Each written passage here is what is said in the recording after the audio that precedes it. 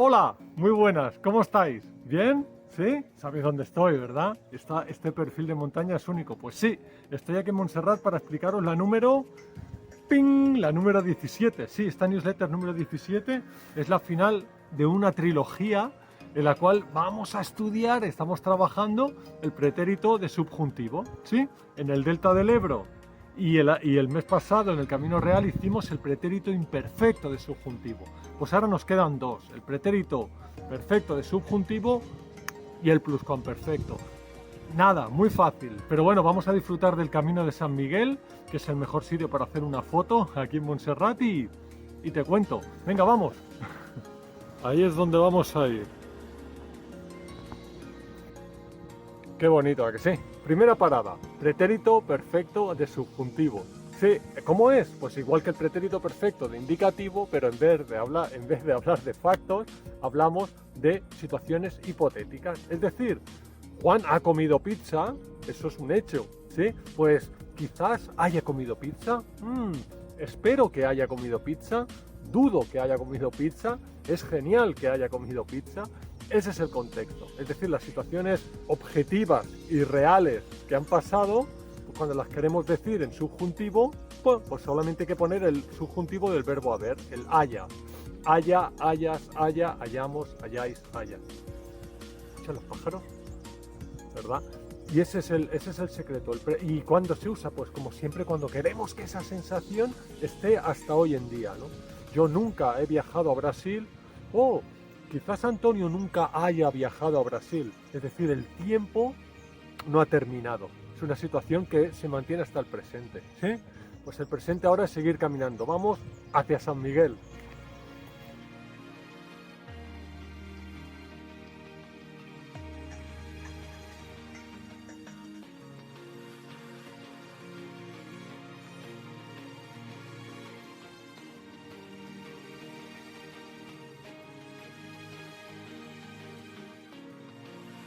En todas las rutas cerca del monasterio siempre hay ofrendas. Siempre hay ofrendas, por ejemplo aquí los bomberos, ofrendas de gremios y de asociaciones hacia la Virgen que tienen su representación aquí en algún monumento, algún detalle.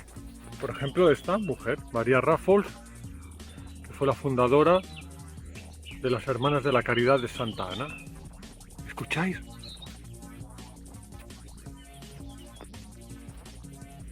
Aquí vamos, fíjate, solo 10 minutos. Venga, vamos.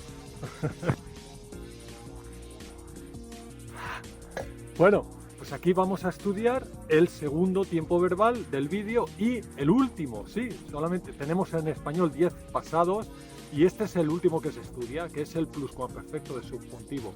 ¿Cómo se conjuga? Bueno, lo sabemos, con el imperfecto del verbo haber, hubiera o hubiese, hubieras, hubiese, hubieses, hubiera, hubiésemos, hubiéramos, hubierais, hubieseis, ¿vale? Estas dos formas son igual, se pueden usar más participio.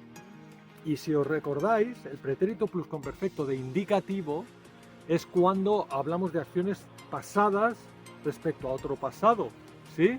Cuando él vino, ayer a las 3, nosotros ya habíamos comido ayer a las 2, es decir, pasado del pasado.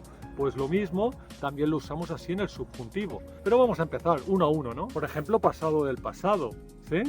Era una lástima, ¿verdad?, que él no hubiera venido con nosotros. Ese es el contexto. Nosotros ayer estábamos tristes, sentíamos que él la semana pasada no hubiera venido con nosotros a Montserrat. Ese es el primero, ¿sí? No es difícil, es saberlo pasado del pasado, pero con una emoción, ¿no? O yo esperaba ayer que él hubiera comprado las manzanas, ¿no? ¿Sí? Yo ayer esperaba que él antes de ese tiempo hubiera comprado, ¿sí? Ese es, parada número 1. Así que refresco y a por la 2. Me impresiona ver las piedras cómo se caen, ¿ves? Con el tiempo. Hace muchos años que cayó, pero si pilló a alguien encima, madre mía. Pues aquí, con un poco de sombra, te voy a compartir el caso número 2. El pretérito pluscuamperfecto de subjuntivo tiene una relación con lo imposible. Sí, el pretérito imperfecto era con lo improbable, pero el pluscuamperfecto con lo imposible. Eso es un dato que hay que guardar aquí. Y el caso número 2 habla de acciones en el pasado que no ocurrieron, pero que tú deseabas. Por ejemplo, ojalá él hubiera venido, ojalá él me hubiera llamado, ¿verdad? Ojalá él hubiera cocinado aquella paella, ¿sí? Cuando hablamos de algo imposible ya en el pasado, utilizamos el pluscuamperfecto, ¿sí? No es difícil. Seguimos. Ahí lo tenemos, la Cruz de San Miguel. Vamos para abajo. Ya estamos muy cerca, así que voy a hacer una paradita para el número 3, que es acciones que no sabíamos en el pasado. Yo no sabía que él me hubiera llamado. Oh, no sabía que él hubiera comprado las entradas de cine. Perfecto. ¿Sí? O sea, ahí lo tenemos. Cuando desconocemos algo en el pasado, hay que usar el hubiera. ¿Eh? Venga, estamos cerca de San Miguel. Seguidme.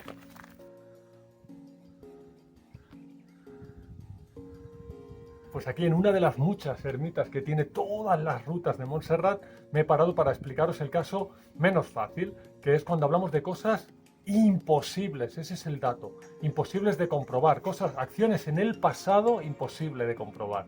¿Cómo lo conjugamos? Aquí es donde entra sí, el if, aquí es donde entra la partícula para indicar condicionalidad, para indicar probabilidad, pero en este caso imposibilidad. Es decir, sí más pluscuamperfecto de subjuntivo más condicional compuesto. El condicional compuesto es con habría participio, ¿sí? O al revés, condicional compuesto más sí más pluscuamperfecto de subjuntivo. Por ejemplo, si yo hubiera o hubiese comido de esa comida, me habría puesto enfermo. No lo sabemos, pero es en el pasado, ¿no? O típico en el deporte. Si el Liverpool hubiera marcado un gol, habría ganado. No lo sabemos, a lo mejor marca uno, pero el otro equipo marca dos. Es decir, ese es el dato. Tengo que decir que a veces se acepta el doble uso del pluscuamperfecto. Si hubiera comido de esa pizza, me hubiera puesto enfermo. Es igual que me habría puesto enfermo. Pero la ortodoxia, la regla, invita al pluscuamperfecto más el condicional compuesto. ¿Sí? Bueno, en inglés es parecido. If I would have eaten, ¿no? Si hubiera comido. Es decir, acciones en el pasado imposibles de comprobar. Si hubiera venido a la inversión del año pasado, habría repetido, ¿sí? Porque nos lo pasamos genial. ¡Hala! Vamos aquí a San Miguel. Déjame recordarte una cosa, que el subjuntivo depende de ti. El subjuntivo viene de subjetivo. Y vosotros, cuando empezáis con este tiempo verbal, a veces lo usáis en exceso, el too much. Yo lo entiendo, cuando aprendemos algo queremos usarlo para interiorizarlo, es correcto el proceso. Sin embargo, a veces es mucho más sencillo.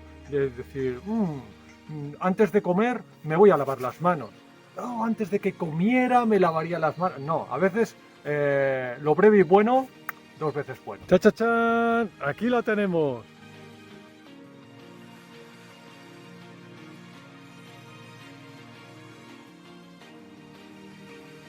Sin duda es un sitio muy fotogénico, ¿verdad? Pues ya hemos llegado, veis las vistas, es un sitio precioso para hacer una foto o para respirar, ¿sí? ¿Verdad? Ya sabes, aquí abajo está el PDF para descargarte los ejercicios con sus soluciones. Así que, perfecto, ya tenemos la newsletter número 17.